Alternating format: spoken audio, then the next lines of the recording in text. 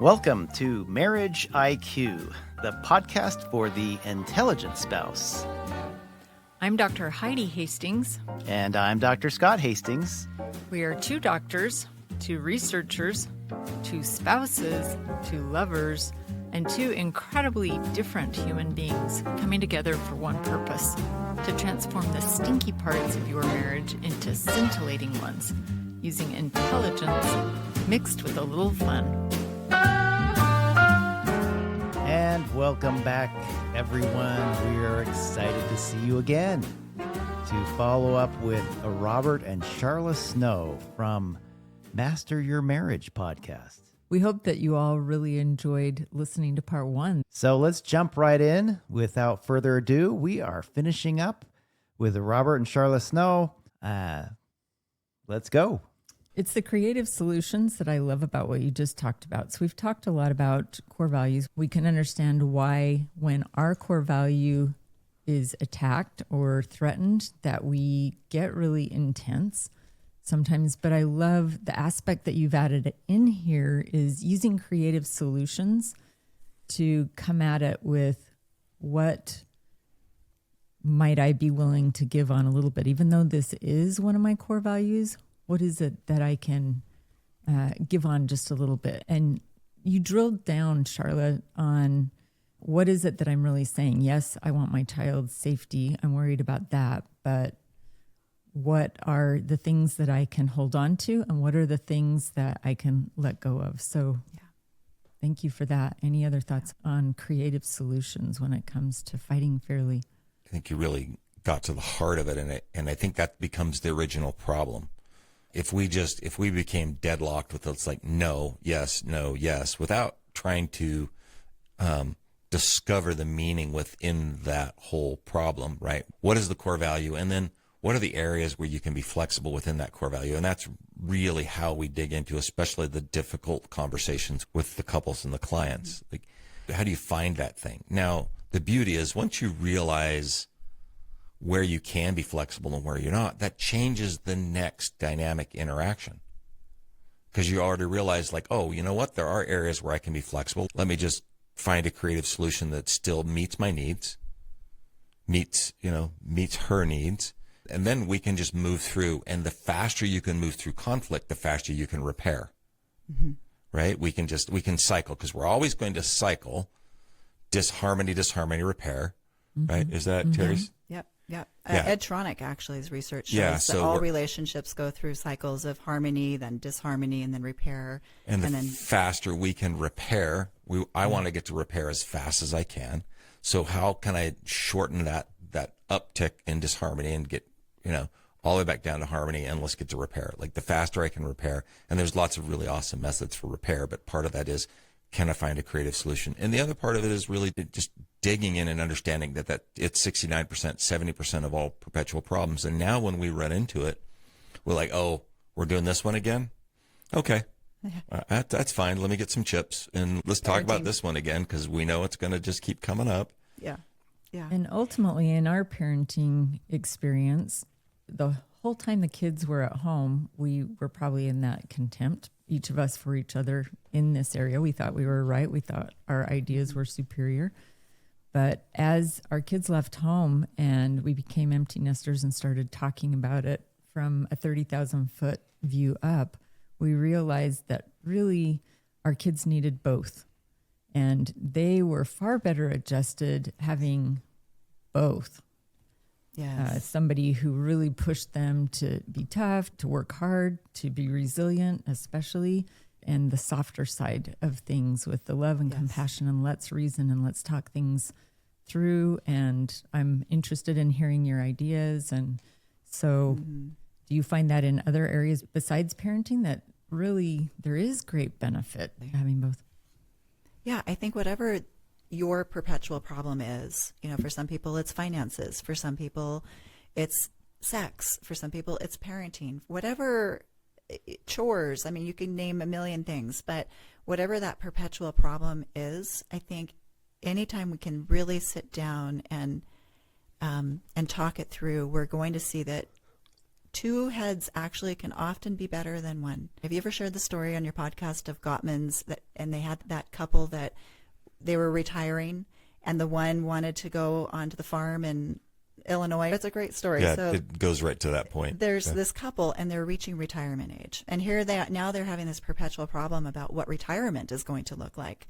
The wife wants to go out to live on the family farm somewhere in the Midwest and she wants to raise animals and live on hundreds of acres. And he's like, that sounds like the worst idea ever.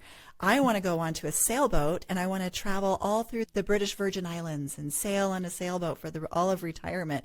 You could not come up with two more vastly different ideas of what retirement is going to look like. How in the world do you solve this? They're gridlocked. They've got this perpetual problem that doesn't seem solvable because the ideas are so different. So what do they do, Robert? Well, so they broke it down into core values. What do I want? What do I need? And what are the areas that I can be flexible on? And the answer for both of them was, let's sail for 1 year, and then we'll put the boat, in a harbor or dry dock or something, and we'll go live on the farm for a year. And then after that time, let's see which lifestyle means the most to us and decides. So there were certainly two disparate ideas of how to spend your free time. Although living on a farm and a ranch with hundreds of acres and animal does not equal free time to me, because somebody has to take care of those things. Yeah. So I'd be on the sailboat, but that's just a separate idea. It's concentric circles. Here's the main idea. What can I be flexible on? Time, how much time on the boat to the farm. And so they came up with this solution. Now it's a 2-year solution. I haven't heard what happened to them after 2 years, but anything could have happened. But at least they didn't let that destroy them. And she went to the farm and he went to the boat separately. Yeah. So talk about creative solution. They both talked about, what it means to be on a farm. What does it mean to be on a boat? Well, it means freedom. It means, whatever their core values were. And then the creative solution was, let's try this for a year. Let's try that for a year. And then let's regroup. And I think the idea of regrouping is also really valuable to people, that they don't need to solve this for the rest of their life. Yeah, let's revisit this. They only need to solve this for right now. We can come back to this in 2 years from now and reassess, because maybe I realize I didn't really like the boat that much, or I didn't really like the farm that much. Maybe there's a third option altogether that we want to try. So a solution doesn't need to be a forever solution. And I think that's part of creative problem solving. I love that. I want to go back to your values, strong, flexible self. That's Snarch, David but they're Snarch, kind of yeah. talking Yeah. about the same thing here. Do you feel like it's possible to reach a point where you know your spouse so well, you're so emotionally in tune with your spouse that you can now not ever react? Like that initial reaction is never one of those four, a negative kind of a reaction. Is it possible to find a life where you do not react, at least for a half second, negatively? Or is it not possible? What do you both think? Personally, for me, I don't know that there will ever be a time in my life where I don't feel that internal, I call it a whoosh. That little whoosh that happens where I feel it, the way I feel it physically is I kind of feel it coming up from my toes up to my face. I feel my face flush. I feel my eyes flicker. I feel my tongue sometimes go a little bit numb. That's my fight or flight response. And I don't know, I just think that that's part of being human. Emotions are part of being human. It's what I do with those emotions. That's what emotional maturity is about. It's being able to understand my emotions, understand where they're coming from. I think I've gotten 90% better. I don't know that I'll ever be 100%, because I just think that's part of the human experience. But I also know sometimes that's still coming from some childhood stuff that I maybe haven't fully dealt with. I just know I'm not going to lay it at his feet anymore. I'm not going to lay my childhood wounds or my adaptive child at his feet to manage. That's my responsibility. I need to take a break. I need to go get wise. I need to come back to my prefrontal cortex and then have a conversation with him. So is it a realistic goal? Probably not. Yeah, I think we're all But we can get a lot we're all better. wired with these knee-jerk reactions, and especially because we learned at the feet of the master. So she learned contempt, I learned screaming and yelling, and losing my temper. That's how my mom did it 4 times. I watched it happen. But so I want to introduce just one other quick topic, and I'm not trying to add that to, but there's a concept called the window of tolerance. And when we're within our window of tolerance, then we can be wise and remain calm. But a lot of things will affect our window of tolerance. Poor sleep, sickness, injury will then close down our window of tolerance. And so as you asked the question, I was thinking about the time when I snapped back, or I was not very kind to Sharla. And I think something was going on. I think I had a lot of stress. 2 or 3 things happened that were just, my window of tolerance is really narrow. I think you were sick. I was sick, yeah. And so I went outside of my window of tolerance. Normally I wouldn't have been maybe that reactive, and I was. I don't know exactly what I said. I just wasn't kind. I don't remember.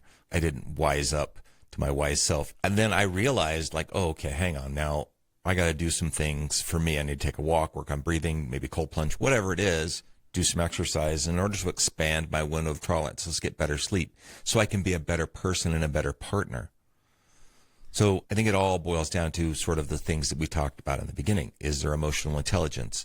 Is there a little wise self? And I love the way Sharla said, I no longer need to put that at Robert's feet. And it's the same way. I don't need to blame her for my reactions, because my reactions are my reactions. And that just comes from learning a little bit. I think we're all made and wired with these little trigger buttons. And I think our adulthood is spent trying to unwire these things that were wired into us early in our life. And I think we'll probably spend the rest of our life unwiring.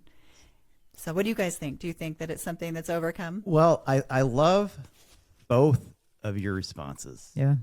This is great. It's fantastic. I'm wondering, just a little theory here. Yeah. Hearing from Sharla's response and then Robert's response, both different, but I'm wondering if the difference between what Sharla talked about, I don't know if we're ever going to get over this, which I happen to agree with 100%. Yeah. Robert's response with this window of tolerance. And I'm wondering if the difference between those two is dependent upon what we hold as our values. For Sharla, if one of her top core values is, let's say, competence, and she feels that that's been threatened, boom, there's a short circuit to that responsiveness. Whereas the window of tolerance you're talking about, Robert, that may be something that you are not concerned about at all. I won't use competence because I think we all want to be kind of thought as competent. But I'm just saying, if there's something that's of value to you that's not on that top list, you may kind of roll with whatever happened to you. Let's say, I don't know, honesty. Somebody says you're dishonest. You're like, that's their opinion. There's that window of tolerance you're talking about. I don't know. This is just a theory. Do you guys think that there's some correlation there? Absolutely. Oh, I think our window of tolerance is going to be Variable. affected certain by the physical things that Robert talked about: sleep, nutrition, illness. Yeah. But of course, it's also going to be, that window is also going to be impacted by triggers and traumas and our past. And of course, our past is going to be strongly correlated to what our values are. So now someone tells me, if I really value, like you said, honesty, and someone says to me that I'm a liar, like, okay, that might instantly drop my window down to this sliver where I am just right into hyperarousal, ready to fight. And I think you nailed it. And we've said before, and we do some values work as well. I think all disagreements, this is me, and I know I shouldn't say all. How about most disagreements between individuals are a values mismatch or a core value mismatch? Yeah. I really think that's it. Brother. Yeah, I think that's really what it is, and that's why it's super important to kind of drill down and figure out what's important on the value set for both individuals. Which is why we start with identity. Sounds like something we can do together. Sit down with each other and maybe go over what our core values are. Because if I don't know what my core values are, and you don't know what your core values are, then how in the heck are we going to make a successful marriage? Super You're going to important. stumble across them. That's, Yes. I think that In the dark. happens more often. Well, and it's easy to Yeah. say now, but like we didn't live our first, 20 years, just kind of Same. living, So- reacting to life. We never Yep. sat down and wrote out our values together. Yeah. So, hey, So awesome. but we have. So maybe that aligns with Terry Reel's 3 parts of marriage. Yes. If you define the idea of having 3 separate marriages, for me, it goes along with my human development research. We are learning, we're growing, we're finding tools and finding concepts and ideas and theories that really help us see things in a different way. And values, I think we have personally found through stumbling through things that, this is where our conflict does come from, is that it is tied to our values. Absolutely. Like if somebody says something about me that's negative, not you, but someone else, it doesn't faze me. Like generally speaking, I don't care what other people think of me. I do enough to get by and not be a total, but so if somebody said, did you hear they said this about you? It doesn't affect me. I have a huge window of tolerance here. For that, yes. For that. For that. Yeah. But if you attack my kids, Mama Bear comes out. Anyway. Well, where it's going to show up. I love the concept of values, and we could talk about it. We have a whole course on values, but Why don't you just tell them what we do? so annually, every year, Yeah. every year we have a values alignment meeting. Sharla and I do.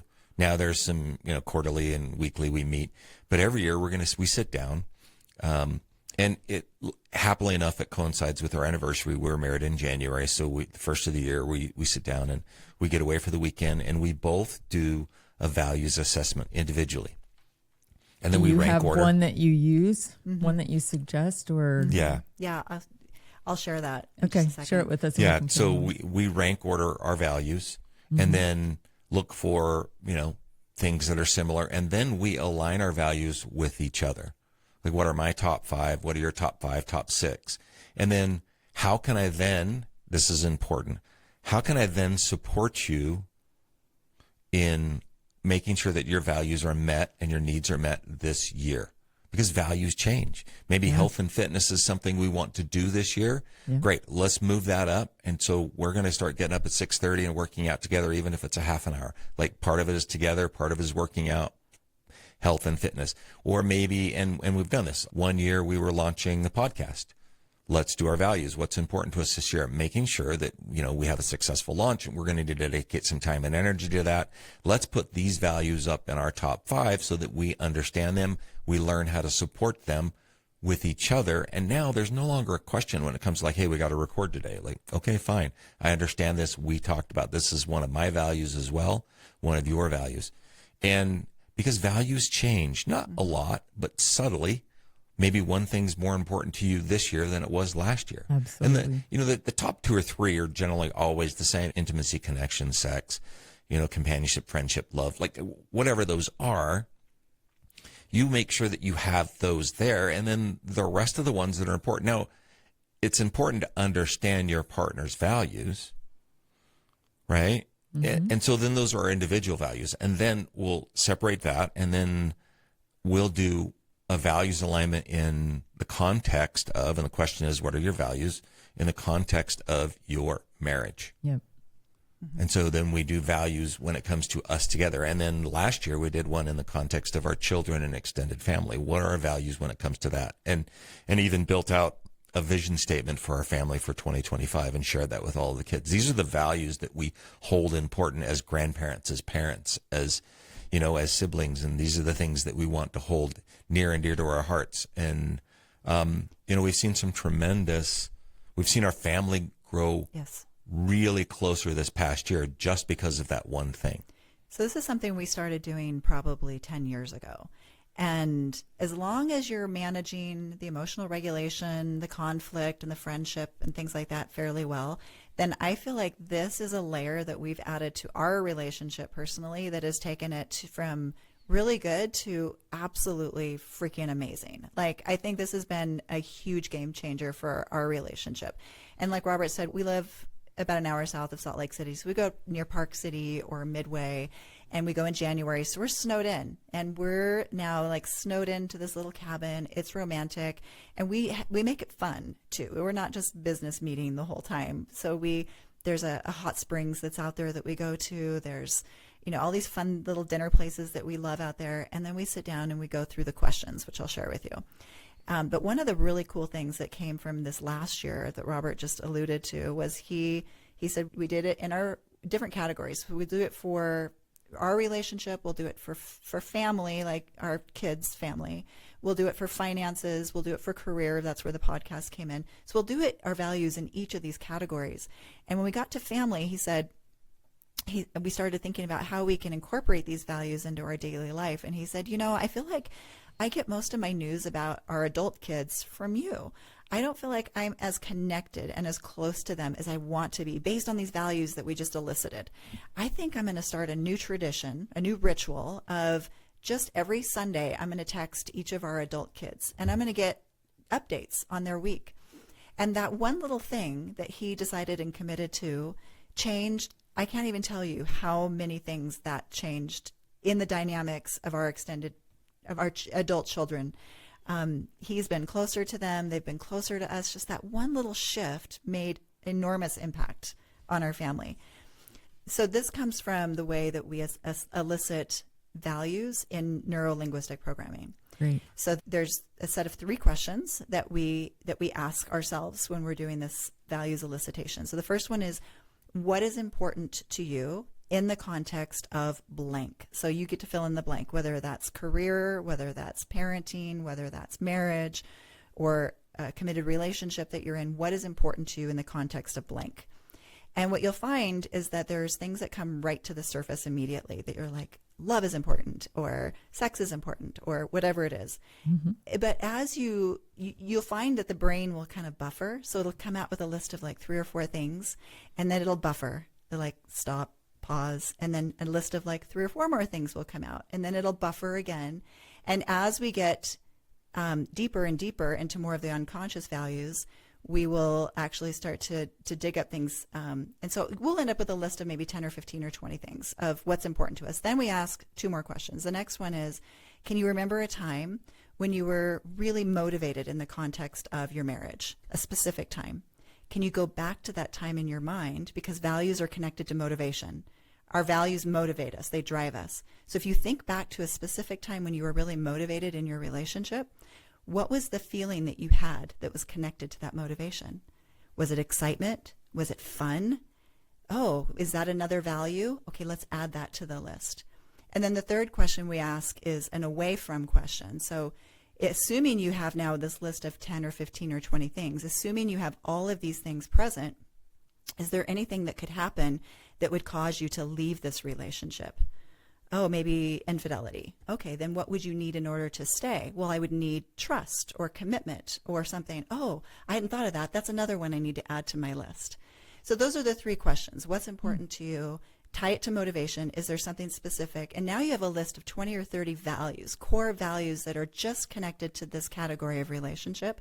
Now you just quickly go through and sort them. Sort them, which one, just prioritize them. Don't think too hard about it. What's most important on this list? And what's the next most important on this list? And what's the next most important? And then we can really look at, now I see what his top 5 are, what my top 5 are, and we can go from there in designing our life around those. That's so awesome. We, like you, do weekly meetings. We do quarterly marriage retreats is what we call them. We do our annual meeting. We have shared vision. We have goals. We have action things. Well, attributes too, and attributes that we're striving for the year. But the questions that you've provided here really great at connecting all of those to our values. That's really drilling down, becoming more specific. And you definitely go further on the values of looking at subconscious values. Thank you so much for sharing that. So I went through those quick, but I'm happy to provide those to you in a document, and you can link to them if you want to. We would love to post that. That has been the biggest game changer, I think, in the last 10 years for our relationship, because now we have a a blueprint to how to design our life, how to design what we're going to do on a weekly, daily, monthly, what our life is going to look like. And the more he feels like I understand him better, of course, but the more his values are honored and my values are honored, the closer we get. And I remember this time this was years ago, we were driving in the car and he's like, what's so different now in our relationship? Why does it feel so different? And I think it's because we live our values and we strive to bring our values into our relationship every day. Yeah. This is what we call a scintillating marriage. And we've been on this journey for about 10 years also. It's freaking awesome. Just like you said, it is so much deeper, so much more fulfilling, so much more connecting, and just beautiful.